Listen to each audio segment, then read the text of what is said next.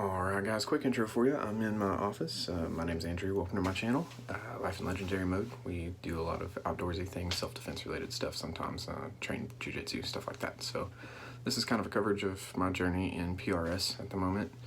I've got a couple of new guns to bring to the channel that I haven't really gone over yet.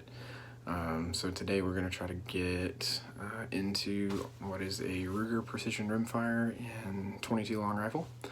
I have mine, and I'm gonna kind of go through the details on it, kind of explain some of the gun. We're gonna hit the range with it, shoot some, get you a little bit of a review, and go from there. Alright, so I know that there are plenty of reviews on this gun all over the internet. This is the Ruger Precision Rimfire and 22 long rifle. Mine has a few updates, as you can tell. So I'm going to go through a little of the details on the gun itself, and then we'll talk about the changes that I made, why I made them, and get into the range day. So this is Ruger's kind of a baby platform for their precision rifle, their centerfire. So it's meant to be a trainer, one that you can shoot on the range and spend a lot less money shooting. They sent it from the factory in a really good configuration. I have a couple of little things that I wish were a little better, but for the most part everything is outstanding. On the front end of it, we've got, I'll start with the barrel. We've got an oversized like bull barrel for 22. It's a rimfire. I believe this is an 18-inch model. There are a couple that are shorter, but they're like distributor exclusives. So we've got an 18-inch model. It's black Cerakote. The receiver is all polymer. It's really strong though. I haven't had any trouble with it, and the gun's been bumped around a few times. So we get back to the stock, and it's a very adjustable stock. Right now I've got it kind of shrunk down because I needed to fit it in the gun case, so when I get to the range I'm going to stretch that back out to where it belongs. I'm a big person. That is not big enough. Cheek riser is very adjustable as well.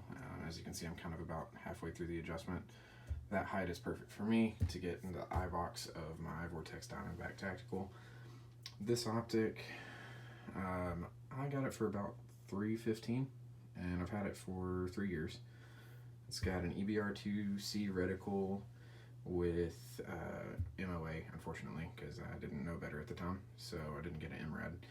But MOA in here, it's got a fun sunshade on it. It's a 4016 by 44. We've talked about it before, but that's the optic that I've got on there.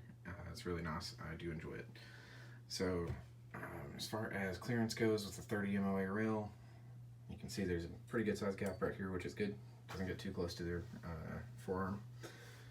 So that's where we get into the fun stuff, the forearm.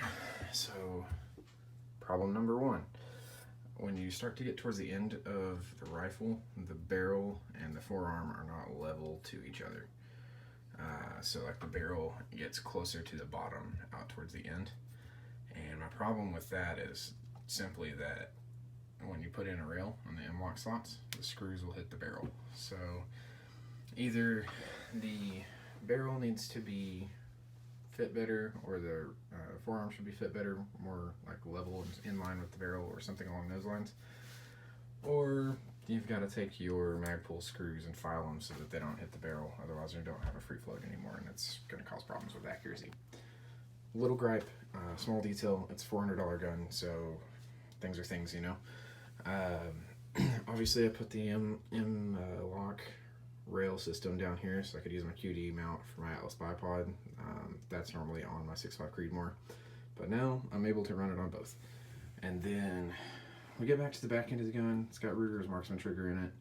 I forget exactly what they call this trigger. It's adjustable though, from 2 pounds up to like 5. Mine is set at 2 pounds and 2 ounces. I'll hit it with the trigger gauge when we get out to the range. Comes with the bolt that's adjustable. This was something I thought was really interesting detail-wise. So you get 2 spring clips. The one on the back is not necessary. So if you take this one off, you're going to get a full 3-inch bolt throw. So say you're training for using your short-action precision rifle, instead of getting used to that like 1.75-inch bolt throw, you'll get the full 3-inch.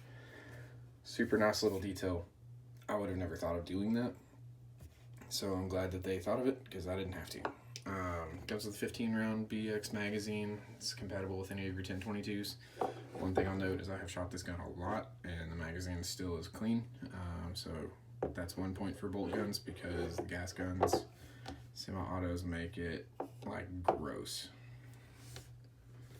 Then we get into this guy right here.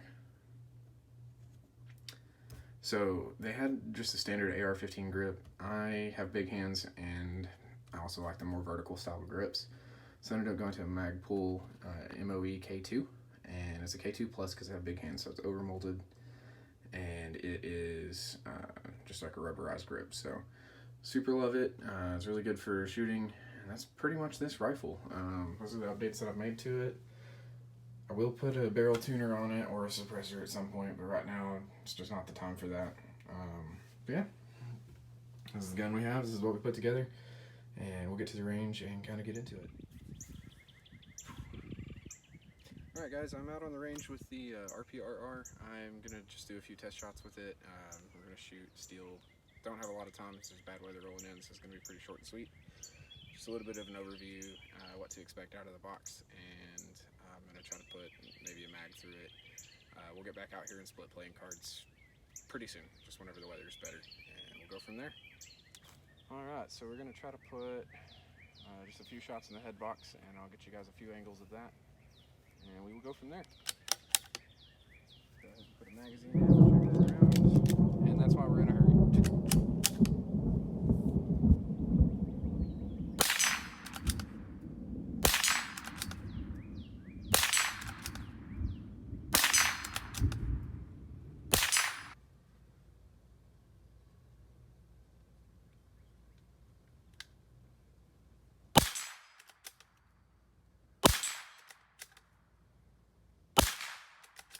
Gotta miss.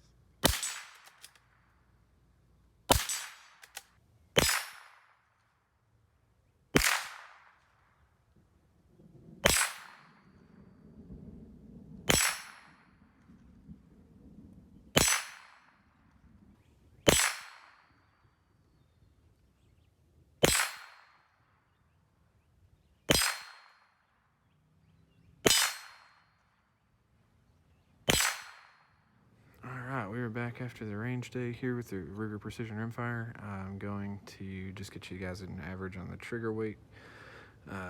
So first things first, there's no magazine in and it is clear. So we're just going to go ahead and give it a pull with the trigger scale.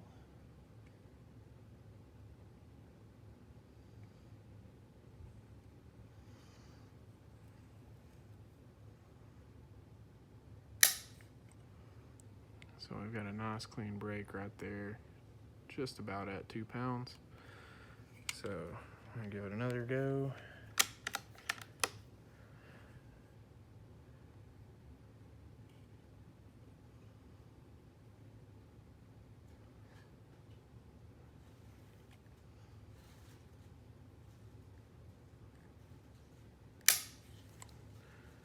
Bumped it at 2 again. I went a little over on that, so it's just right about at 2 pounds.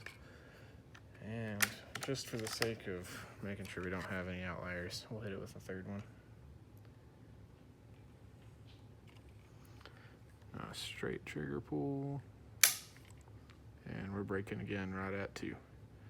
So as you can see, this rifle is very consistent. It's got that Ruger trigger in it still. Breaking at 2 pounds. You have no complaints from me on that. Absolute champ of a rifle, especially at 400 bucks, and I can't recommend it highly enough.